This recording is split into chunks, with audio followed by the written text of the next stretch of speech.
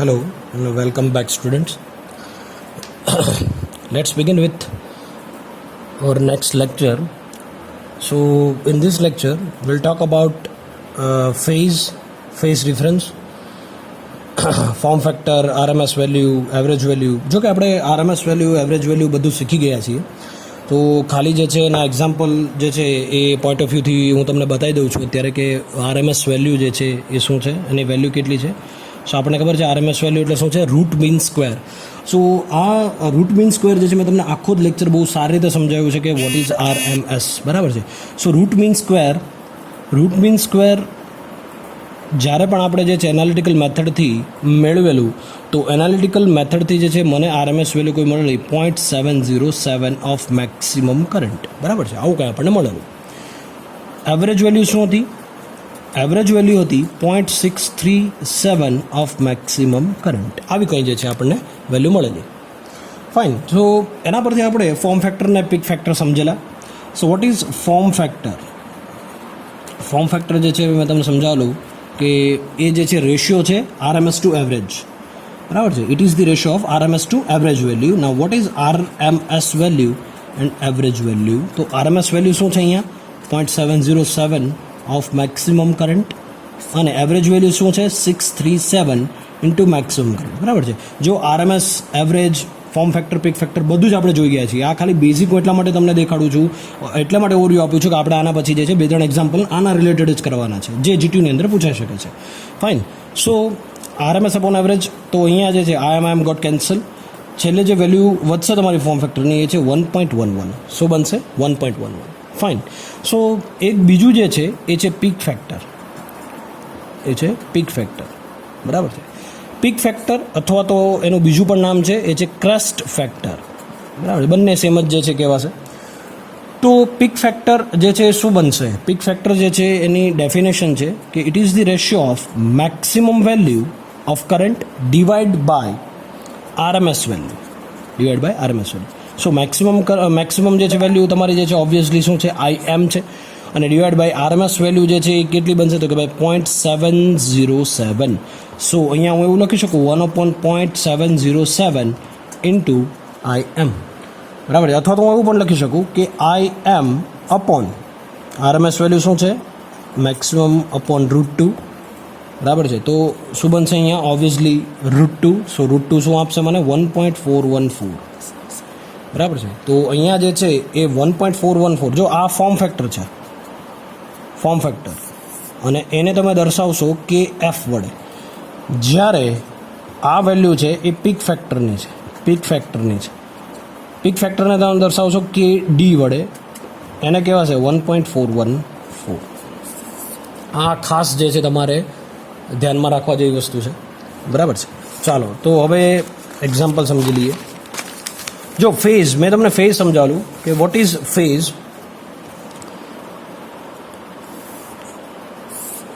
એક સિમ્પલ જે છે ડેફિનેશન તમને હું કહી દઉં છું કે ફેઝ જે છે શું છે. So phase of an alternating quantity is the time required for it to reach to a certain value, and phase is expressed in seconds, radians or a degree, બરાબર છે. So the phase of alternating voltage at A is T/4 second. Let me draw.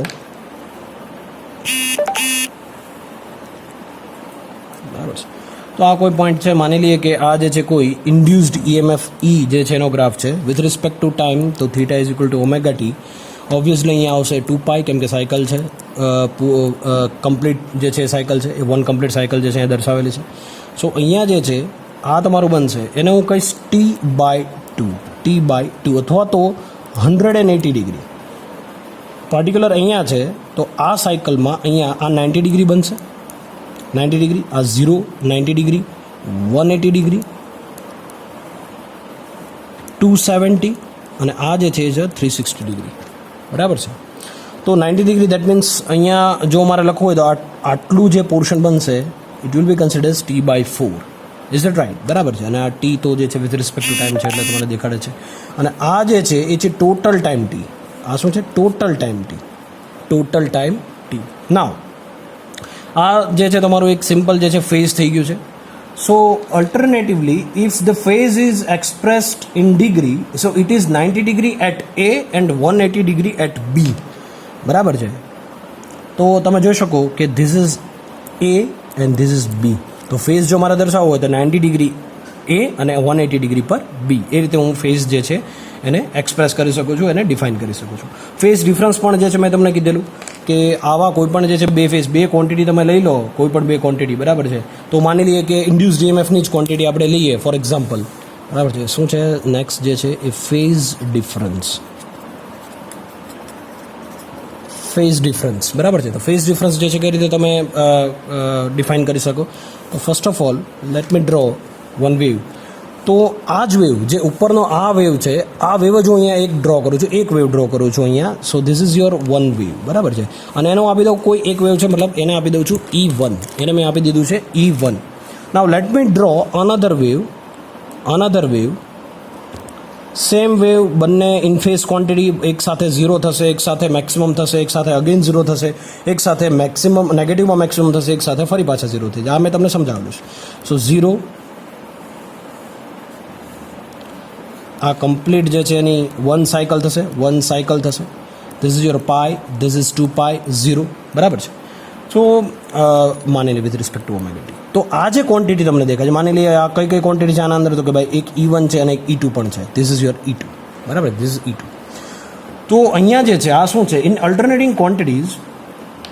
હવે જોઈએ તો phase difference is important rather than the phase actually. So the two quantities are said to be in phase when their value becomes maximum at the same time in the same direction. For example, this figure, બરાબર છે, આ example તમે જુઓ. So the two EMFs E1 and E2 are different in values, but their maximum values occur at the same time in the same direction. So these two EMFs are in phase. એક જ સાથે 0 છે, એક જ સાથે maximum થશે, એક જ સાથે અગેન 0 થશે, એક જ સાથે અગેન નેગેટિવમાં મેક્સિમમ થશે, એક જ સાથે અગેન સાયકલ એની પૂરી થઈ જશે. તો આને કહેવાશે in phase quantities. શું કહેવાશે? In phase. There is no phase displacement or there is no phase difference at all in this particular graph.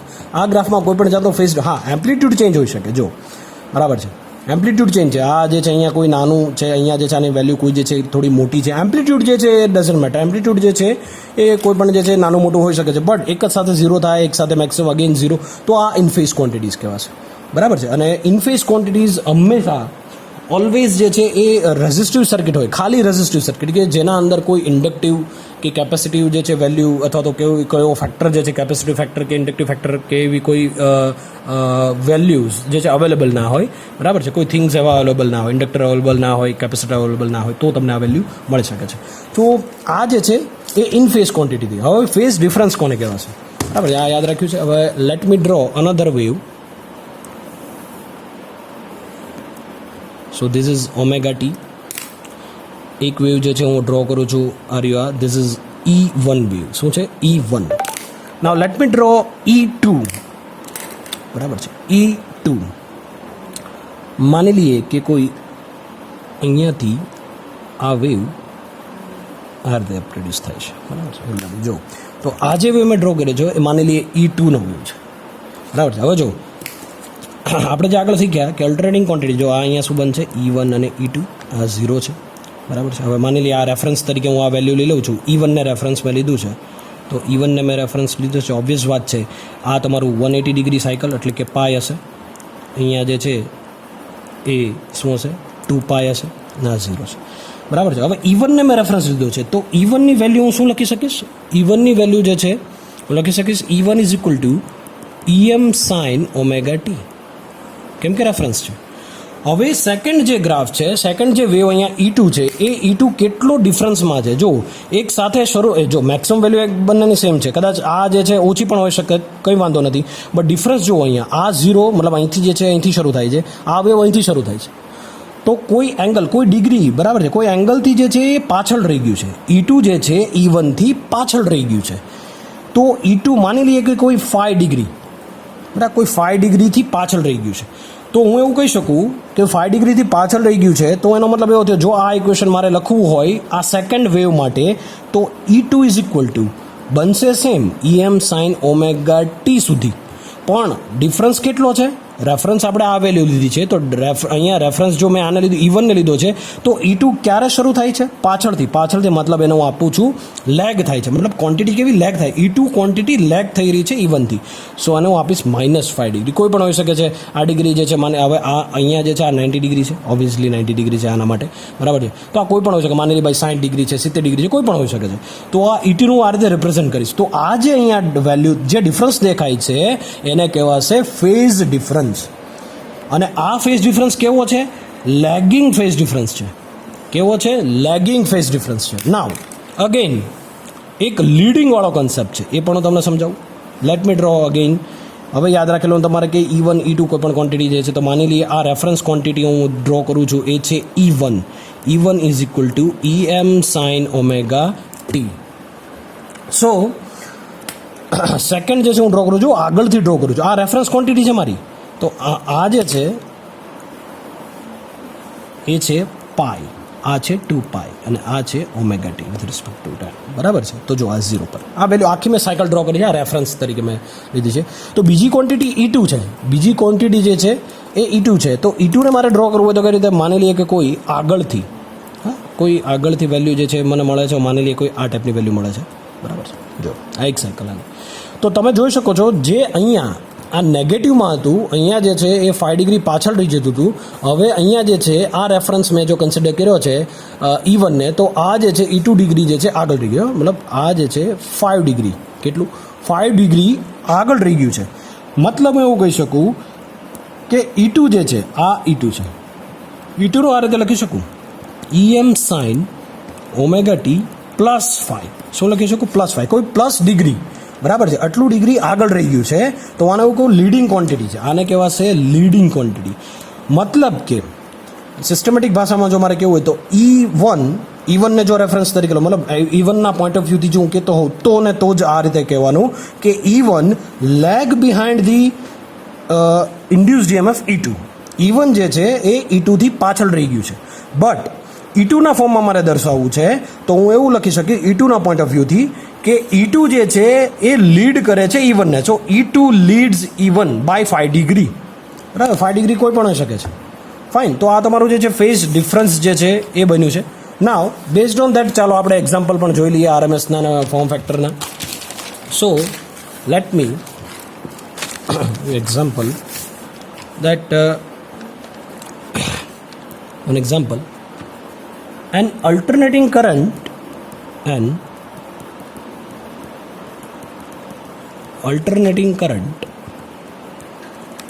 of 10 ampere at 60 hertz. જો અહીંયા આપેલું છે ઓલરેડી ફ્રીક્વન્સી તમને 60 હર્ટ્ઝ આપેલી છે,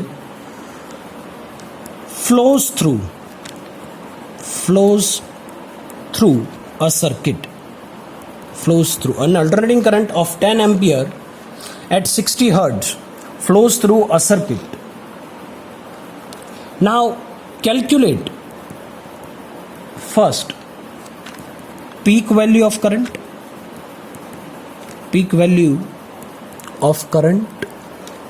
second જે છે એ છે average value of current,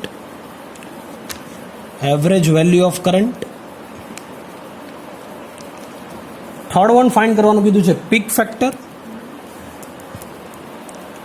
અને ફોર્થ વન જે છે એ છે ટાઈમ પીરિયડ, બરાબર છે. તો જોઈએ આપણે કે સોલ્યુશન જે છે કઈ રીતનું બનશે. પહેલાં જેટલા બી આપણને અંદર ડેટા આપેલા છે એ ડેટા તમારે જે છે જોઈ લેવાના કે એક તો આપેલું છે ફ્રીક્વન્સી તમને આપેલી છે 60 હર્ટ્ઝ, અલ્ટરનેટિંગ કરંટ તમને આપ્યો છે 10 એમ્પિયરનો, બરાબર છે. કેટલો આપ્યો છે? 10 એમ્પિયર. સો હું એવું લખી શકીશ I is equal to 10 ampere and which is RMS value. So RMS value આપણને જે છે ઓલરેડી આપેલું છે, તો હું એવું કહું છું કે RMS વેલ્યુ તો મેક્સિમમ વેલ્યુ મારી કેટલી છે? તો મેક્સિમમ વેલ્યુ મેળવવા માટે મારે શું કરવું પડે? √2 ઇન્ટુ RMS વેલ્યુ કરવી પડે. શું કરવું પડે? √2 ઇન્ટુ RMS વેલ્યુ. તો √2 ઇન્ટુ RMS વેલ્યુ કેટલી આપી છે કરંટની? 10. સો મેક્સિમમ વેલ્યુ ઓફ કરંટ એ તમને આપેલું છે મળે છે 14.14, બરાબર છે. 14.14. કેમ કે આપણને એક્ઝામ્પલની અંદર આ જે 10 એમ્પિયર આપેલું છે મેક્સિમમ વેલ્યુ નથી આપી. જો મેક્સિમમ એવું તમને ડિનોટ કરીને આપેલું હોય તો ઠીક છે, ડિફાઇન કરીને આપેલું તો ઠીક છે. બાકી 10 એમ્પિયર એટલે આરએમએસ વેલ્યુ થાય. તમારે જો મેક્સિમમ વેલ્યુ મેળવવી હોય તો આ રીતે મેળવવી પડે, √2 ઇન્ટુ આરએમએસ વેલ્યુ કરવું પડે, તો જ તમને મેક્સિમમ વેલ્યુ એની મળશે. ફાઇન. સો હવે જે છે બીજું શું આપેલું છે આપણને કે ફોર્મ ફેક્ટર. સો ફોર્મ ફેક્ટર જો આપેલો હોય તો ઠીક છે, કોઈ પણ વેલ્યુ, નહીંતર 1.11 તમારે બાય ડિફોલ્ટ લઈ લેવાનો છે. સો ફોર્મ ફેક્ટર તો અહીંયા તમારે મેળવવાનું છે પીક ફેક્ટર. તો પીક ફેક્ટર ક્યાંથી મળશે આપણને? બરાબર, સોરી, આપણે એવરેજ વેલ્યુ મેળવવાની છે. સેકન્ડ છે એવરેજ વેલ્યુ. સો એવરેજ વેલ્યુ તમને શું મળશે? એવરેજ વેલ્યુ તો આપણને ખબર છે કે એવરેજ વેલ્યુ મેળવવા માટેનું ફોર્મ્યુલા આપણી પાસે જે છે એ ઓલરેડી અવેલેબલ છે. તો એ છે આરએમએસ અપોન ફોર્મ ફેક્ટર. સો ફોર્મ ફેક્ટર તમને 1.11 આપી દીધેલો છે, તો હું એવું કહી શકું 1.11 એટલે કે form factor is equal two RMS upon average. તો ફોર્મ ફેક્ટર તો ઓલરેડી આપેલો છે 1.11. સો આરએમએસ વેલ્યુ જે છે એ કેટલી આપેલી છે તમને? આરએમએસ વેલ્યુ જે છે આપણને કોઈ જે છે એ 14.14 આપણે મેળવી છે, અને એવરેજ વેલ્યુ જે છે આપણે ફાઇન્ડ કરવાની છે. તો હું એવું લખી શકું કે average value is equal two RMS value upon 1.11. So RMS value જે છે કેટલી છે? 14.14.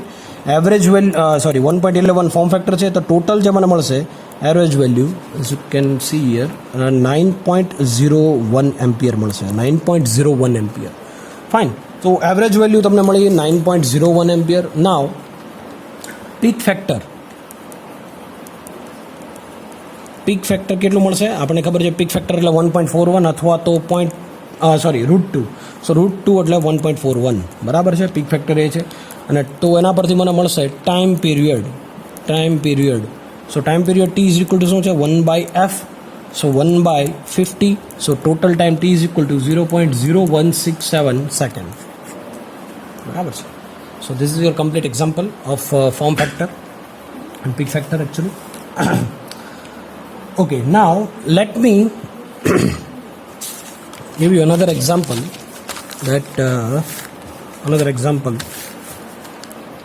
So this is your another example. An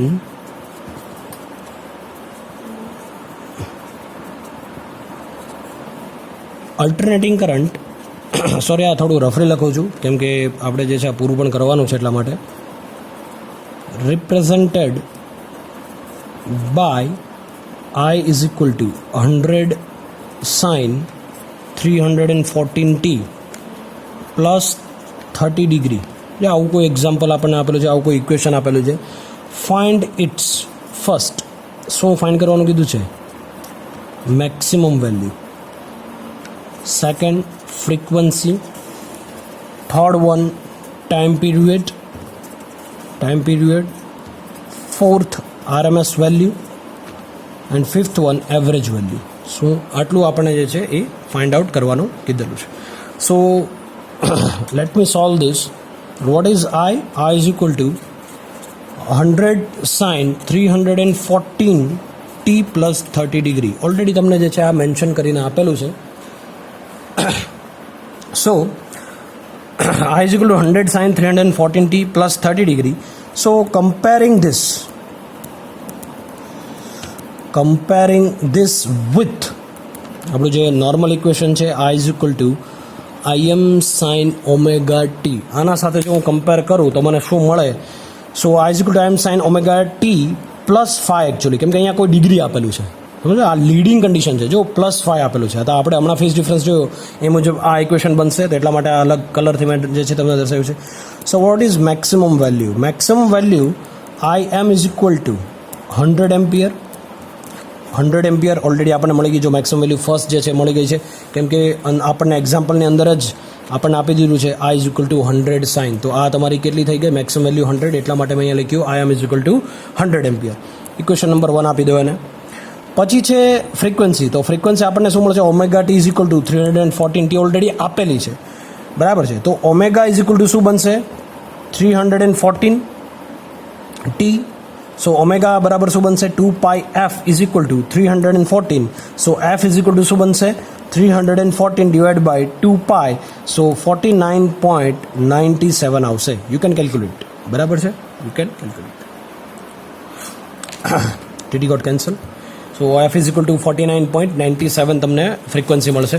તો 49.97 જે ફ્રીક્વન્સી તમને મળી છે, તો ફ્રીક્વન્સી તમારે જે છે એપ્રોક્સિમેટલી જે છે 50 હર્ટ્ઝ તમારે લઈ લેવાની છે. ઇક્વેશન નંબર 2 આપો એને. નાવ બીજું આપણને ટાઈમ પીરિયડ જે છે ફાઇન્ડ કરવાનું કીધું છે. તો વોટ ઇઝ ટાઈમ પીરિયડ? આપણને ખબર છે ટી, બરાબર છે. T is equal two 1/f. So 1 upon frequency F કેટલી આવે છે? 50. સો ટી ઇઝ ઇક્વલ ટુ શું બનશે તમારું? 0.02 સેકન્ડ. Equation number 3. એના પછી જે છે આરએમએસ વેલ્યુ શું બનશે? RMS value. સો આરએમએસ વેલ્યુની ડેફિનેશન તમને ખબર છે, I is equal to IM/√2. So maximum current કયો છે? મેક્સિમમ વેલ્યુ કરંટની 100 આપેલી છે, √2 √2. સો તમને આઈ કોઈ વેલ્યુ મળશે 70.7 ampere. Equation number 4. Now average value. Average value કઈ રીતે ફાઇન્ડ કરશો? શું કે ભાઈ I average is equal to 0.637 into maximum of current. So 0.637 maximum value of current જે છે એ કેટલી બની? 100 ઓલરેડી આપેલી છે. So I average is equal to મળશે 63.7 ampere. So equation number 5. So this is your complete example. આપણને જે ફાઇન્ડ કરવાનું કીધું હતું મેક્સિમમ વેલ્યુ તે બનશે 100 એમ્પિયર. ફ્રીક્વન્સી તો આપણને ફ્રીક્વન્સી મળી 49.97. ટાઈમ પીરિયડ ટી, તો ટાઈમ પીરિયડ ટી આપણને 1/f મુજબ મળ્યો 0.02 સેકન્ડ. પછી છે આરએમએસ વેલ્યુ અને એવરેજ વેલ્યુ. તો આરએમએસ વેલ્યુ જે છે એ મને મળી આ ઇઝ ઇક્વલ ટુ 70.7 એમ્પિયર, અને એવરેજ વેલ્યુ છે તો એવરેજ વેલ્યુ મને મળી 0.67. આ ઇક્વેશન પરથી જ મળ્યું છે, આ અને આ પણ RMS value. Okay, thank you.